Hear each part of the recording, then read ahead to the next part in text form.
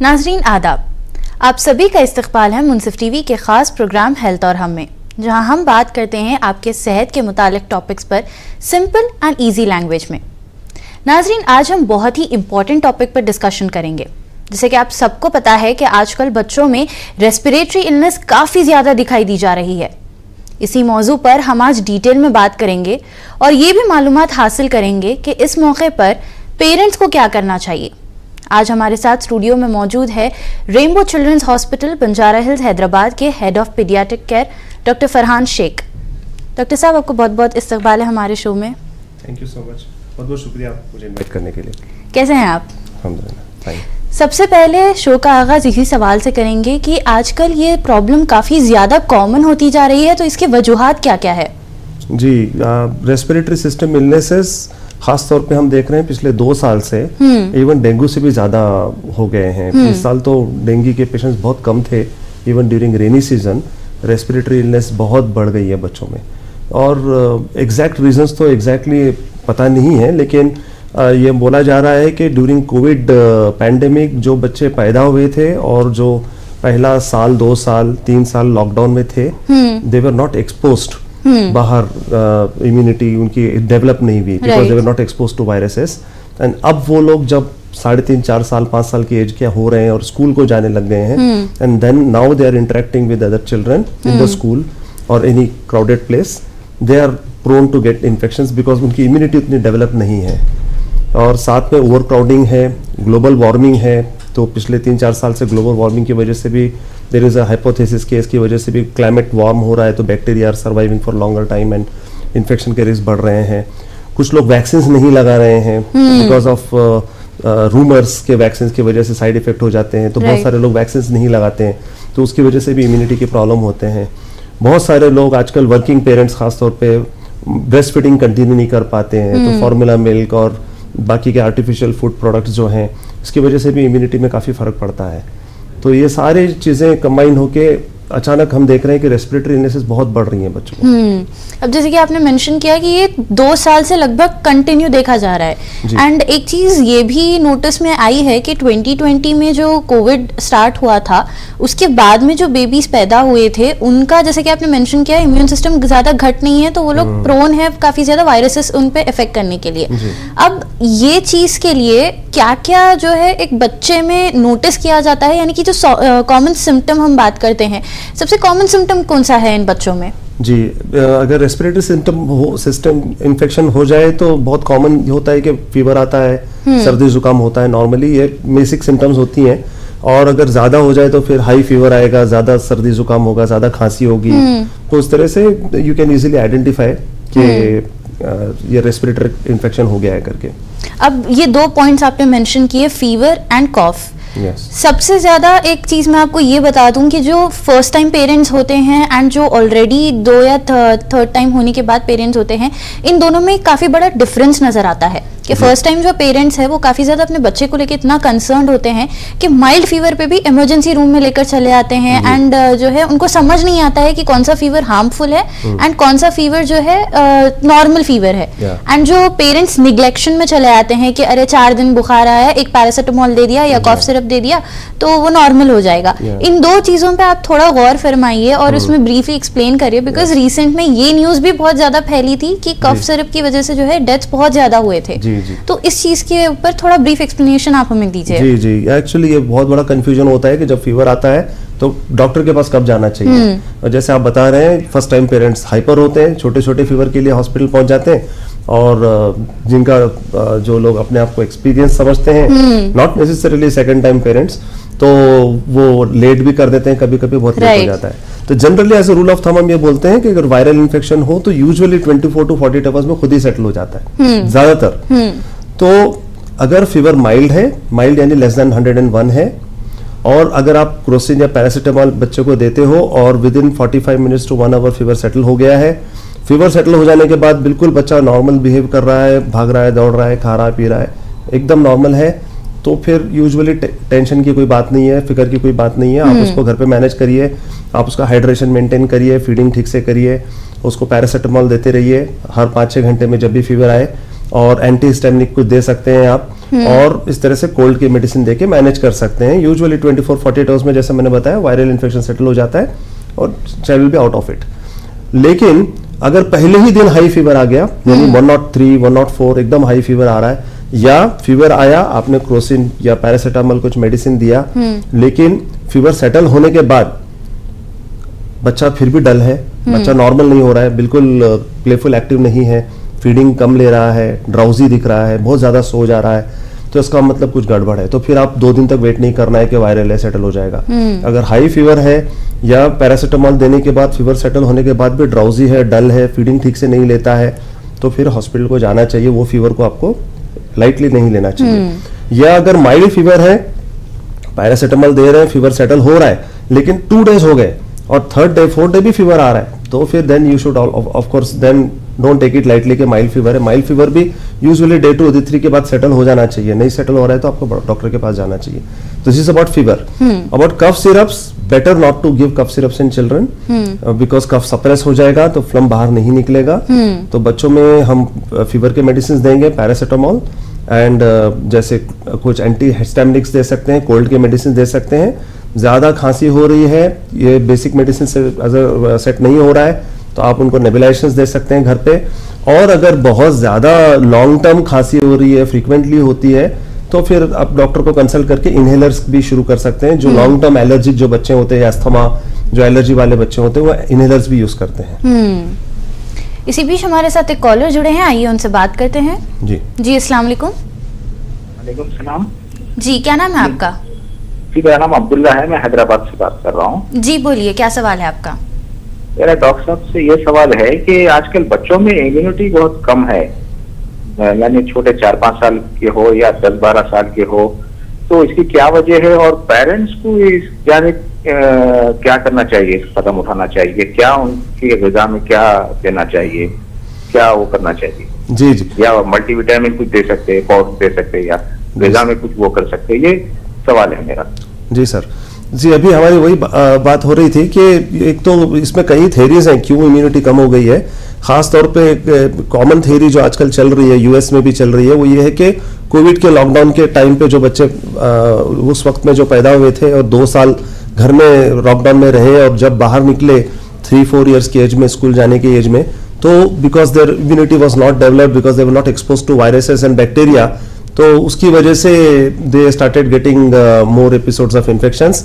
Second thing was as I discussed, formula feed है, artificial food products हैं, बाहर के खाने बहुत ज़्यादा आजकल बच्चे खा रहे हैं, इसकी वजह से एलर्जीज होती हैं। खासतौर पे लेस देन 1 ईयर के बच्चों को आप एक्सपोज करोगे आर्टिफिशियल फूड से, तो there is always a risk of developing allergies. तो आगे जाके जब वो एलर्जीज होती हैं तो बार बार कोल्ड कफ होगा, कोल्ड कफ बार बार होगा तो फिर on the top of that फिर वायरल बैक्टीरियल इन्फेक्शंस भी होंगे। फिर वैक्सीन्स का एक मिसकंसेप्शन शुरू हुआ है कोविड के बाद, खासतौर पे कि वैक्सीन्स की वजह से इम्यूनिटी सप्रेस होती है वगैरह, तो बहुत सारे लोग वैक्सीन नहीं लगा रहे हैं। अगर वैक्सीन नहीं लगाओगे तो भी there is always a risk of infection. और थोड़ी प्रिकॉशंस पेरेंट्स को जो लेनी चाहिए, सबसे मेन तो ये है कि बच्चा पैदा होने के बाद 1 ईयर तक उसको ब्रेस्ट फीडिंग करना, ये सबसे बेस्ट प्रोटेक्शन है बच्चे के लिए। दूसरा, वैक्सीनेशन टाइम पे लगाना है। तीसरा, जब वो स्कूल जा रहे हैं बच्चे तो ख्याल रखना चाहिए कि अपना बच्चा अगर उसको सर्दी खांसी है तो उसको आप पहले स्कूल मत भेजिए, नहीं तो उससे वो दूसरे बच्चों को इन्फेक्शन देगा। दूसरी बात, स्कूल अथॉरिटीज भी ये कोशिश करना चाहिए कि जितने भी कोई भी बच्चा सर्दी खांसी हो रही है, कोई भी कंटेजियस इन्फेक्शन होगा, उसको स्किन रैश वगैरह, तो पेरेंट्स को बुला के बच्चे को घर भिजा देना और उसको जितना हो सकता है इंटरेक्ट करने नहीं देना है बाकी के बच्चों के साथ, नहीं तो इन्फेक्शन का रिस्क बढ़ता है। खाने पीने में वेजिटेबल्स, फ्रूट्स ये खिलाएंगे और सनलाइट का एक्सपोजर रखेंगे तो इम्यूनिटी अच्छी रहेगी। विटामिन डी जो है वो बहुत इंपॉर्टेंट है और मॉर्निंग और इवनिंग के सनलाइट में ज़्यादा नहीं होता है। Vitamin D 11 AM to 3 PM के सनलाइट में होता है, तो उस टाइम पे अगर बच्चे 1 घंटा अगर सनलाइट में खेलते हैं तो they will develop a good immunity and vitamin D will also help in bone development and other things, so that's very important. गर्मी के मौसम में अप्रैल मई में अगर बहुत ज़्यादा कड़क धूप है तो वो टाइम पर एटलीस्ट एक 10-15 मिनट का exposure, this things are good for immunity development. Natural चीज़ें जितना हो सकता, मल्टीविटामिन वगैरह से कुछ ज़्यादा इम्यूनिटी तो नहीं बढ़ती है। डॉक्टर साहब, आजकल छोटे बच्चों को ये भी देखा जा रहा है कि आईसीयू केयर की बहुत ज़्यादा ज़रूरत पड़ रही है। जैसे कि आपने मेंशन किया कि स्टार्टिंग डेज में ही इनिशियली उनको इतना ज़्यादा हाई फीवर आ जाता है कि वो अनकॉन्शियस हो जाते हैं, कुछ बात नहीं कर पाते, एंड बॉडी इतनी ज़्यादा हीट हो जाती है उनकी कि वायरल फीवर डिटेक्ट करने में ही काफ़ी ज़्यादा टाइम चले जाता है। एंड कई बार ऐसा देखा जाता है कि उन्हें आईसीयू केयर बहुत ज़्यादा इंपॉर्टेंट है। तो इसकी वजूहत क्या है, आप हमें ये बताइए। आईसीयू केयर की रीजंस भी बहुत सारी हैं। एक तो आजकल मेडिकल टेक्नोलॉजी बहुत इंप्रूव हो गई है, तो बहुत सारे pre term baby successful manage हो रहे हैं। तो बच्चे जब वक्त से पहले पैदा हो जाते हैं, 9 महीने की बजाय 8 मंथ्स में, 7 मंथ्स में, पहले ये बच्चे बचते नहीं थे। आजकल के ज़माने में ये बच्चे एनआईसीयू में रहते हैं 1 महीना 2 महीना और बच जाते हैं, लेकिन ये बच्चे थोड़े कमजोर रहते हैं। तो अगले 3-4 साल 5 साल इनके लंग्स थोड़े इमेच्योरिटी की वजह से, प्रीमेच्योरिटी की वजह से, अगर ये बच्चे एनआईसीयू के पीरियड में वेंटिलेटर पे थे तो ये लोगों के लंग्स को थोड़ा सा प्रॉब्लम होता है, तो इन लोगों का रिस्क ज्यादा रहता है आगे जाके फिर बार बार रिपीटेड इन्फेक्शन होने का। फिर और मैं जैसे बताया टेक्नोलॉजी एडवांस हो रही है, तो बहुत सारे लिवर ट्रांसप्लांट, किडनी ट्रांसप्लांट, ये सारे बच्चे हम लोग मैनेज करते हैं। तो ये ट्रांसप्लांट के बाद स्पेशल मेडिसिन पे होते हैं जिसमें इम्यूनिटी सप्रेस होती है बच्चों की, तो ये लोग वल्नरेबल हो जाते हैं इन्फेक्शंस के लिए। फिर जैसे हमारी बात हुई थी कि आर्टिफिशियल चीजें बहुत सारी आ गई हैं डाइट में, इसकी वजह से एलर्जीज हो जाती हैं, पीनट एलर्जी और बाकी के फूड एलर्जीज एंड ऑल। तो ये एलर्जीज की वजह से एस्थमा और ये सारे प्रॉब्लम्स बहुत बढ़ गए हैं। और पोल्यूशन की वजह से भी, सिटीज के अंदर पोल्यूशन कितना बढ़ गया है, तो ये पोल्यूशन की वजह से भी एलर्जीज बढ़ गई हैं। और ये सब चीजों से अल्टीमेटली रिस्क इन्फेक्शन का बढ़ता है। और फिर अगर पेरेंट्स निग्लेक्ट करेंगे अर्ली सिम्टम्स को और लेट आएंगे फीवर को, जैसे मैंने हमारी डिस्कशन हुआ कि हाई फीवर भी अगर है, घर में बैठ रहे हैं, वेट कर रहे हैं, they are allowing the things to complicate, then ICU में एडमिट हो जाते हैं ऐसे बच्चे। अब जैसे एक पर्सनल एग्जांपल मैं ये देना चाहूँगी कि मेरे एक पहचान में ये एक केस हुआ था ऑलरेडी कि पीनट्स जो होते हैं, जो बॉईल करके खाने वाले होते हैं, वो खाने की वजह से उस बच्चे को ना रेस्पिरेटरी इलनेस इतनी ज़्यादा बढ़ गई थी कि she got unconscious and almost 1 month उनको आईसीयू में एडमिट कराना पड़ा था। तो इसका एलर्जिक रिएक्शन था या बिकॉज पहले भी वो पीनट कंजम्पशन होता था, but all of a sudden सिर्फ एक पीनट, बॉयल पीनट खाने की वजह से जो है ऐसा रेस्पिरेटरी इलनेस सडन आना, ये बहुत ज्यादा एक केयरफुल बात हो गई थी। तो आई थिंक कई सारे पेशेंट्स भी ये नजर करते होंगे कि जो चीज ऑलरेडी पहले खाते थे बच्चे, सडन में वही सेम चीज खाने की वजह से जो है रेस्पिरेटरी इलनेस बढ़ जाती है। एलर्जी को कभी भी डेवलप हो सकती है किसी को भी। तो अगर आपने नोटिस किया है तो फिर एलर्जी टेस्ट आते हैं आजकल, तो आप एलर्जी टेस्ट करवा के यू कैन फाइंड आउट कि आपको किन चीजों की एलर्जी है, and then you can take care of them and आप अवॉइड कर सकते हो वो चीजों को। अब और एक क्वेश्चन ये अराइज होता है यहाँ पे कि क्या एलर्जी की ही वजह से रेस्पिरेटरी इलनेस होता है या सिर्फ फीवर की वजह से ही रेस्पिरेटरी इलनेस होता है? मतलब ये कंफ्यूजन बहुत ज्यादा है लोगों में। आई वुड से 30% केसेस में एलर्जी से शुरुआत होती है, not 100%, but most of the cases में हम देखेंगे तो एलर्जी से शुरुआत होती है।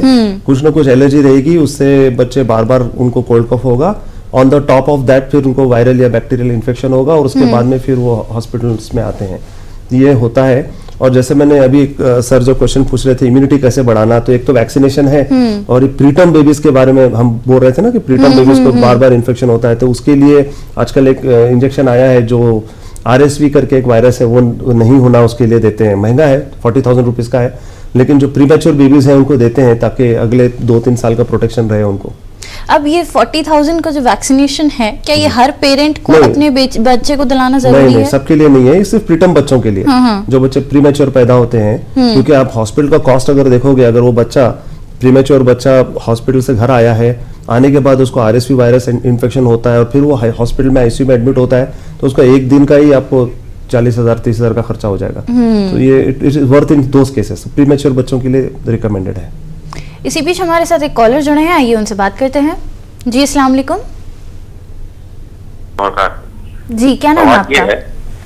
जी सवाल ये है कि हमारी मिसेस करीब 45 प्लस हैं, उनको भी रात में लगभग खर्राटा, थोड़ा सा खरखराहट होती है सोते वक्त, थोड़ा ड्राई खांसी टाइप की है।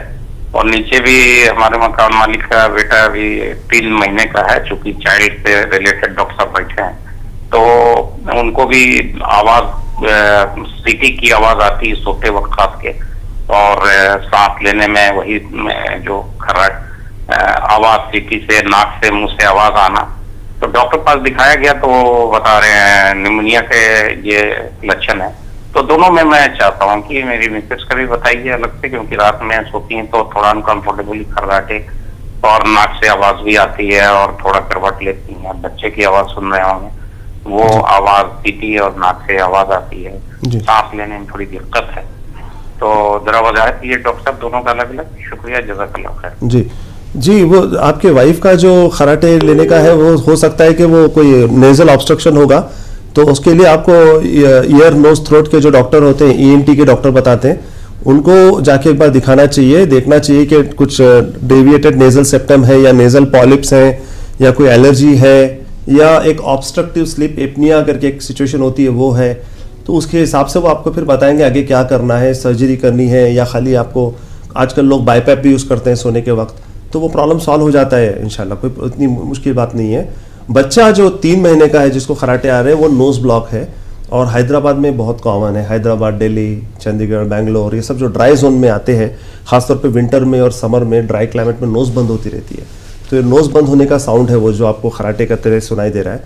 तो उसके लिए आपको नेजो क्लियर करके या कोई भी सलाइन नेजल स्प्रे आता है वो नाक में दिन में 3-4 दफ़ा, रात में 2-3 दफ़ा ऐसा डालते रहेंगे हर बार फीडिंग के पहले प्रेफरेबली, तो नाक खुली रहेगी, दूध पीने में भी ईजी हो जाएगा और ये सांस का जो खराटों का आवाज़ है वो भी इंशाल्लाह कम हो जाएगा। अब डॉक्टर साहब, अब हम बात करें पेरेंट्स को क्या क्या मालूमात होने चाहिए उस बारे में, तो ये जो वायरल इन्फेक्शंस है इस टॉपिक पर पेरेंट्स को क्या क्या प्रिवेंशंस लेने चाहिए अपने बच्चे को सेफ साइड रखने के लिए, सो दैट वो लोग अपने बच्चे को रेस्पिरेटरी इलनेस से जो है बचा सके। सबसे इम्पोर्टेंट चीज़ है ब्रेस्ट फीडिंग। बच्चा पैदा होते ही कोई बहाना नहीं बनाना है और बच्चे को ब्रेस्ट फीडिंग करना है। घरों में आजकल बहुत कॉमन हो गया है कि हमारा दूध नहीं आ रहा या दूध बस नहीं हो रहा बोल के फार्मूला मिल्क शुरू कर देते हैं 15-20 डेज़ के अंदर ही। फिर फार्मूला का दूध जो रहता है वो इस तरह से डिज़ाइन है, वो स्वीट बनाया रहता है, तो बच्चे को उसका मज़ा लग जाता है। फिर वो ज़्यादा पिएगा, मदर के पास से गम सक करेगा तो मदर के ब्रेन को सिग्नल कम जाएगा, हार्मोन्स कम रिलीज होंगे, धीरे धीरे मदर का दूध कम हो जाएगा, बंद हो जाएगा। फिर बोलते हैं कि देखिए मदर का दूध कम हो गया, बंद हो गया। तो आप ब्रेस्ट फीडिंग और बॉटल फीडिंग साथ में करोगे तो अल्टीमेटली निपल कन्फ्यूजन होगा और मदर का दूध बंद हो जाएगा, दैट इज़ कॉमन। तो आप बॉटल इंट्रोड्यूस ही नहीं करना है। बच्चा पैदा होने के बाद पहले 10-15, 5-6 दिन अगर मदर का दूध नहीं आ रहा है किसी वजह से, फार्मूला मिल्क मजबूरी से देना भी पड़ रहा है, तो चमचे से कटोरी से देना, और जैसे ही 6-7वें दिन मदर का दूध आना शुरू हो जाए तो फार्मूला मिल्क, कटोरी, चमचा सब घर से बाहर फेंक देना और सिर्फ मदर का दूध पिलाते रहना। तो मदर का दूध बढ़ता जाता है, एक माँ 2-2 बच्चों को भी दूध पिलाती है, तो वो प्रॉब्लम नहीं है। सिर्फ मदर का दूध पिलाना, ये सब बेस्ट इन्वेस्टमेंट सबसे पहले इम्यूनिटी डेवलप करने के लिए। 5.5-6 महीने के होने के बाद जब घर पे आप सेमी सॉलिड खाना शुरू करते हैं तो जितना हो सकता है आर्टिफिशियल फीड्स अवॉइड करना, बाहर की चीज़ें, और घर का बना के खाना, सेमी सॉलिड घर का बना के खाना और मदर्स मिल्क, ये दोनों पे कायम रहना है। टाइम टू टाइम वैक्सीन्स लगाने हैं। जैसे अभी बताया मैंने कि वो अगर RSV का प्रोटेक्शन चाहिए और प्रीटर्म बेबीज़ हैं बहुत ज़्यादा, तो बेहतर है कि वो मोनोक्लोनल एंटीबॉडीज लिया जाए, अदरवाइज ज़रूरत नहीं है। सिंपल अपने वैक्सीन हैं, निमोकोकल वैक्सीन वगैरह, DPT वैक्सीन, जो नॉर्मल कॉमन वैक्सीन है गवर्नमेंट हॉस्पिटल्स में भी मिल जाती है, तो वो वैक्सीन लगा सकते हैं। और फिर फ्लू वैक्सीन, अब पहले मैं इतना रिकमेंड नहीं करता था स्ट्रांगली, लेकिन पिछले 2 साल से हम देख रहे हैं रेस्पिरेटरी इलनेसेस बहुत बढ़ रहे हैं, तो फ्लू वैक्सीन भी लगाते रहना चाहिए रेगुलरली। और क्राउडेड प्लेसेस अवॉइड करना चाहिए, डस्ट पोल्यूशन अवॉइड करना चाहिए। अगर आपको पता है कि आपके बच्चे को एक पर्टिकुलर चीज़ की एलर्जी हो गई है, जैसे कुछ बच्चों को एप्पल की एलर्जी रहती है, कुछ बच्चों को बनाना की एलर्जी रहती है, कुछ बच्चों को संतरा, मौसम्बी, कुछ खट्टी चीज़ों की एलर्जी रहती है, आपको पता है तो फिर वो चीज़ें अवॉइड करना चाहिए। स्विमिंग वगैरह, फार्म हाउस, डर्टी प्लेस है, डस्ट पोल्यूशन अवॉइड करना है। तो बच्चे जब तक 3, 3.5, 4 साल के नहीं हो जाते, जितना हो सकता है स्विमिंग पूल्स वगैरह अवॉइड करना चाहिए, because there is always a risk of infection, aspiration of water, right. तो वो बेसिक प्रिकॉशंस लेने हैं। फिर स्कूल में भी टीचर से बात करना चाहिए, अगर किसी और को भी सर्दी जुकाम हो तो अपने बच्चों को वहाँ पे नहीं भेजना चाहिए, या किसी बच्चे को कोल्ड कफ है तो उसको स्कूल में एंट्री से मना करना चाहिए। इसी बीच हमारे साथ एक कॉलर जुड़े हैं, आइए उनसे बात करते हैं। जी अस्सलाम वालेकुम। जी वालेकुम अस्सलाम। क्या सवाल है आपका? जी ये बच्चे स्विमिंग पूल, समर आए तो स्विमिंग पूल जाते हैं जी। स्विमिंग पूल में फ्लोराइड रहता है, कुछ ब्लीच मिलाते लोग, वो बच्चों के लिए ठीक रहता नहीं? स्विमिंग ज्यादा करे तो कैसा रहता? जी नहीं, स्विमिंग बहुत अच्छी एक्सरसाइज है, नो डाउट। लंग्स के लिए बहुत अच्छी एक्सरसाइज है, बॉडी के लिए बहुत अच्छी एक्सरसाइज है। और एंडोक्राइनोलॉजिस्ट तो बोलते हैं कि बच्चों को अगर आप स्विमिंग कराओगे तो इवन थोड़ी सी हाइट भी बढ़ सकती है 1 इंच से। लेकिन जैसे अभी बताया मैंने, लेस देन 3 इयर्स के बच्चों को स्विमिंग भेजना रिस्की होता है, क्योंकि वो लोगों को खुद की प्रोटेक्शन की उतनी ट्रेनिंग नहीं होती है। भेजने को तो लोग 6 महीने के बच्चे को भी स्विमिंग पूल में डाल देते हैं, बट रिस्की है, बच्चा पानी एस्पिरेट कर सकता है, निमोनिया हो सकता है। तो हम नॉर्मली बताते हैं, और ये यूरोपियन गाइडलाइन भी है कि मोर देन 3.5 ईयर्स के बाद में स्विमिंग पूल लेसन्स के लिए भेजना चाहिए बच्चों को, और स्विमिंग कराना चाहिए। It's a very good exercise और बहुत अच्छी चीज़ है स्विमिंग कराना। क्लोरिनेटेड वाटर का एक प्रॉब्लम होता है, कुछ बच्चों को एलर्जी रहती है, तो क्लोरिनेटेड वाटर की वजह से स्किन रैशेस वगैरह आ सकती हैं, बॉडी पे टैनिंग भी होती है, स्किन का कलर चेंज होता है, खासतौर पे सनलाइट में ओपन टाइप के स्विमिंग पूल में अगर स्विमिंग कर रहे हैं क्लोरिनेटेड वाटर के साथ, तो वो आप बेसिक प्रिकॉशंस देखना है। अगर आपके बच्चे को उस तरह के पानी का एलर्जी है तो फिर यू कैन फाइंड आउट, क्या you can consult a dermatologist. But swimming overall is a very good exercise, there is no doubt. इसी बीच एक और कॉलर हमारे साथ जुड़े हैं, आइए उनसे बात करते हैं। जी अस्सलाम वालेकुम। हेलो। हमारे बच्चों को एक 7 साल का बच्चा है, एक 12 साल का बच्चा है, उनको पीलिया हो रहा है। क्या हो रहा है? Hello hello. जी जी हमारे बच्चे, अस्सलाम वालेकुम। इरफान हो रहा है आपके दोनों बच्चों को? पीलिया हो रहा है। पीलिया जी, पीलिया यानी जॉन्डिस बता रहे हैं आप, यानी येलो हो रहे हैं, आंख येलो हो रहे हैं, राइट? तो उसके लिए आपको तो सबसे पहले आपके पीडियाट्रिशियन से कंसल्ट करिए और एक लिवर फंक्शन टेस्ट करा के देखिए कि सचमुच जॉन्डिस है कि आपको ऐसी दिख रहा है। कभी कभी आंख ऐसे येलो दिखते हैं लेकिन एक्चुअली नहीं होता है। कुछ बच्चों को बहुत ज़्यादा गाजर खाने की वजह से भी स्किन थोड़ी सी येलो दिखती है, आंख थोड़े से येलो दिखते हैं, इसको हाइपरकैरोटिनिमिया बोलते हैं। तो हो सकता है कि वो जॉन्डिस ना हो। लिवर फंक्शन टेस्ट करके देखना पड़ेगा, ब्लड टेस्ट करके। आपके पीडियाट्रिशियन को दिखाइएगा, वो टेस्ट करके बताएंगे सचमुच जॉन्डिस है क्या। अगर जॉन्डिस है तो फिर इन्वेस्टिगेट करना पड़ेगा, और 2 बच्चों को जॉन्डिस है घर में, अगर सचमुच जॉन्डिस है तो फिर सीरियस बात है, आपको देखना पड़ेगा क्या प्रॉब्लम है। एक और कॉलर हमारे साथ जुड़े हैं, आइए उनसे भी बात करते हैं। जी अस्सलाम वालेकुम। अभी भैया मैंने बात किया था अपनी मिसेस का जी कि उनको थोड़ा तकलीफ होती है रात में, तो डॉक्टर ने सही बताया, लेकिन अभी फिर पूछा मैंने तो बता रही है सीने में भी तकलीफ हो, दर्द तो नहीं होता लेकिन लगता है कहीं सांस फंस रही है, और पेट भी थोड़ा फूला हुआ लग रहा है, सीना भी फूला लग रहा है, और उसमें सांस लेने में ऐसा लग रहा है कि कुछ अटक भी रहा है। ये भी रेस्पिरेटरी का भी प्रॉब्लम है, बताइए। तो डॉक्टर साहब से हम चाहते हैं कि थोड़ा सा और इसका एडिशन कुछ बता दें। शुक्रिया। नहीं तो आपको तो फौरन फिजिशियन से मिलना चाहिए। फिर आपको अगर उनको सांस लेने में दिक्कत हो रही है तो आप एक अच्छे फिजिशियन से मिलिए, और फिर फिजिशियन आपको जो एमडी इंटरनल मेडिसिन वाले जो फिजिशियन रहते हैं ना, जनरल फिजिशियन, उनसे मिलिए, और वो फिजिशियन फिर बताएंगे ईएनटी के पास जाना चाहिए आपको कि पल्मोनोलॉजिस्ट देखेंगे। पहले आप फिजिशियन से मिल लीजिए, एक अच्छे फिजिशियन से।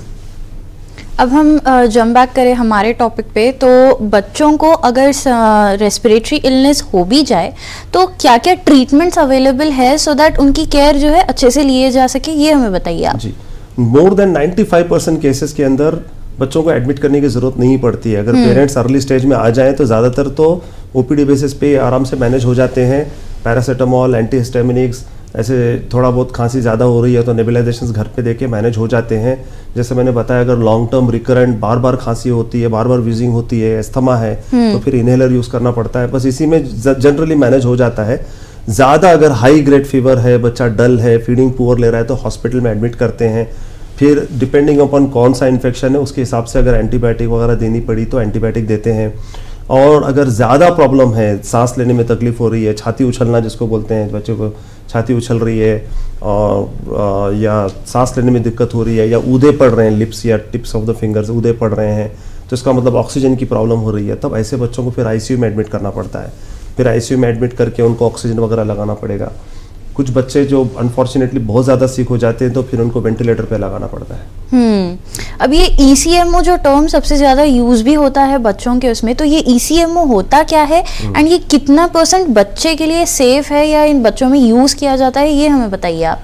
ECMO basically it is called ECMO. It stands for extra corporeal membrane oxygenation. तो ये होता वो है कि जब बच्चों के लंग्स बिल्कुल फेल हो जाते हैं और लंग्स में इतना इन्फेक्शन हो जाता है कि अब लंग ऑक्सीजन, जैसे लंग्स का नॉर्मल काम क्या होता है कि ऑक्सीजन जो हवा से आ रही है उसको ब्लड में पहुंचाना और ब्लड में जो कार्बन डाइऑक्साइड उसको बाहर फेंकना। तो अगर लंग्स में इतना सीवियर इन्फेक्शन हो गया है कि ये नॉर्मल गैस एक्सचेंज नहीं हो पा रहा है तो लंग्स फेल होते हैं।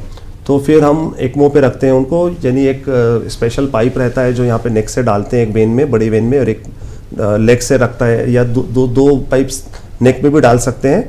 तो VA या VV ऐसे 2 टाइप के एक्मोस होते हैं। वो करके ब्लड बच्चे का बाहर लेकर एक आर्टिफिशियल मशीन होती है तो वो लंग का काम करेगी। अब तो ये सारा लंग्स को रेस्ट देते हैं बेसिकली कि भाई आप रेस्ट लो और ये ब्लड बाहर जाएगा और सारा गैस एक्सचेंज का प्रॉब्लम जो भी लंग्स जो काम करता है वो अब ये मशीन काम करेगी और फिर ये ब्लड वापस बॉडी में आएगा और इस तरह से लंग्स को रेस्ट देते हैं। तो नॉर्मली 70% बच्चे 15 डेज में रेस्ट लेने के बाद लंग्स रिकवर होना शुरू हो जाते हैं, 60-70%, डिपेंडिंग अगेन इन्फेक्शन कैसा है। बहुत ज़्यादा सीख रहेंगे, बहुत ज़्यादा लंग डैमेज है, या पेरेंट बहुत लेट लेकर आ गए बच्चे को, लंग्स में परमानेंट डैमेज हो गया है, तो फिर तो रिकवरी एक्मो पर भी मुश्किल है। लेकिन एक्मो इस तरह से ट्राई कर सकते हैं और इसमें बहुत सारे बच्चे बहुत फायदा होता है अगर अर्ली स्टेज में आएंगे और सही टाइम पे एक्मो शुरू हो गया तो बच्चों को काफी फायदा होता है इससे। इसकी बहुत एडवांस टेक्निक होती है, ये हर जगह मिलती नहीं है, खासतौर पर बच्चों में एक्मो करना इतना इजी नहीं है। तो ये बहुत ही कुछ खास सेंटर्स में ही होता है बच्चों में एक्मो। वही पूछने वाली थी मैं कि इसकी सक्सेस रेट कितनी ज्यादा बताई जाती है? वायरल निमोनियाज में जैसे मैंने बताया 60-70% बच्चे डे 15 तक यूजुअली रिकवर हो जाते हैं। हमारे पास तो अच्छे रिजल्ट्स हैं अल्हम्दुलिल्लाह। और बाकी के बच्चे जो हैं डे 15 से डे 30 के बीच में बहुत सारे बच्चे रिकवर होते हैं। जो बच्चे 30 डेज के एक्मो के बाद भी रिकवर नहीं होते उनका रिकवरी का चांस भी कम हो जाता है। अब स्टार्टिंग में हमारी ये भी बात हुई थी कि वैक्सीनेशन जो है एक बच्चे के लिए बहुत ज़्यादा इंपॉर्टेंट है टू अवॉइड रेस्पिरेटरी इलनेसेस। अब फ्लू वैक्सीन जो होता है वो एक बच्चे की हेल्थ साइकिल में कितना बड़ा रोल प्ले करता है, आप हमें ये बताइए, इसके क्या क्या फायदे हैं वो भी बताइए आप। बिल्कुल, फ्लू वैक्सीन जो है एक ज़माने में हम लोग 4-5 साल पहले तक भी हाईली रिकमेंड नहीं करते थे। हम बोलते थे कि भाई जिनको एस्थमा है या जो क्रॉनिक प्रॉब्लम्स वाले हैं, जिन जैसे ट्रांसप्लांट वगैरह के पेशेंट्स हैं, इम्यूनोसप्रेसेंट्स पर, उनको हम बोलते थे भाई फ्लू वैक्सीन लो। लेकिन पिछले 2 साल से इतने रेस्पिरेटरी इलनेसेस आ रहे हैं खासतौर पे फ्लू के, और ये एक्मो पर भी जो बहुत सारे बच्चे हमने देखा है कि फ्लू वायरस की वजह से एक्मो पे भी जा रहे हैं बच्चे, और एक्मो में काफ़ी खर्चा होता है। तो इसलिए हम लोग आजकल रिकमेंड कर रहे हैं कि भाई फ्लू वैक्सीन आप शुरू करो 6 मंथ्स की एज से, लगाओ एटलीस्ट पहले 3-4 साल की एज तक तो फ्लू वैक्सीन जैसे आपका वैक्सीनेशन का जो शेड्यूल है उसके हिसाब से लगाते रहना है एटलीस्ट फर्स्ट 3-4 ईयर्स तक। बाद में फिर आपके बच्चों को रिस्क फैक्टर्स नहीं है, कुछ नहीं है, तो फिर you can stop taking flu vaccine. अब आखिरी सवाल मैं आपसे ये पूछूंगी कि पेरेंट्स को आप क्या मशवरा देना चाहेंगे सो दैट वो लोग अपने बच्चे को रेस्पिरेटरी इलनेस जैसे इतनी ख़तरनाक उससे बचा सके, एंड प्रिवेंशंस क्या क्या लेने चाहिए एक पेरेंट को ताकि वो लोग अपने बच्चे को सेफ साइड रख सके ये सब चीज़ों से, आप ये बताइए। जी, मैं फिर से उसी पॉइंट पर आऊँगा कि ब्रेस्ट फीडिंग करना है, बॉटल फीडिंग अवॉइड करना है, फार्मूला मिल्क, फार्मूला जो भी है, सेरेलैक और गर्बर फूड, बीचनट, फार्लिस, ये सब अवॉइड करना है। जितना हो सकता है बच्चों को मदर्स मिल्क पे रखिए, घर का बना के खाना दीजिए। इससे बच्चों की इम्यूनिटी जो पहला 1 साल में आप मेहनत करेंगे जो डेवलप होगी वो आपको लॉन्ग टर्म इन्वेस्टमेंट है। और फिर उसके बाद वैक्सीनेशन टाइम पे कराइए और ओवर क्राउडेड प्लेसेस अवॉइड करिए। फर्स्ट 2-3 ईयर्स स्विमिंग पूल वगैरह अवॉइड करिए, डस्ट पोल्यूशन अवॉइड करिए। देखिए आपके बच्चे का मिजाज कैसे है, जेनेटिकली भी कुछ एलर्जीज रहती हैं, तो अगर आपके फैमिली में हिस्ट्री है एलर्जीज की तो जाहिर है बच्चे को कुछ ना कुछ एलर्जी की प्रॉब्लम आएंगे। आप ये सब प्रिकॉशन करने के बाद भी, तो आपको अगर पता चल जाएगा भाई फलाना चीज़ की एलर्जी है तो फिर वो चीज़ों को अवॉइड करिए, और वैक्सीन वगैरह टाइम पे लगाइए and you will be fine most of the times. Thank you so much doctor साहब आपका हमारे साथ जुड़ने के लिए। Most welcome. नाज़रीन, आज के एपिसोड में हमने समझा कि सीवियर रेस्पिरेशन इलनेस बच्चों में क्यों बढ़ रही है, कौन से वार्निंग साइंस पेरेंट्स को पहचानने चाहिए और किस वक्त स्पेशलिस्ट केयर लाजमी हो जाती है। नाज़रीन, याद रखिए, अर्ली डायग्नोसिस, टाइमली ट्रीटमेंट और प्रिवेंटिव मेजर्स, हमेशा बहुत ज़्यादा सावधान रहना चाहिए इन सब चीज़ों में। मिलते हैं नेक्स्ट एपिसोड में एक नए हेल्दी टॉपिक के साथ। तब तक के लिए मुझे दीजिए इजाज़त और आप बने रहे मुंसिफ टीवी के साथ।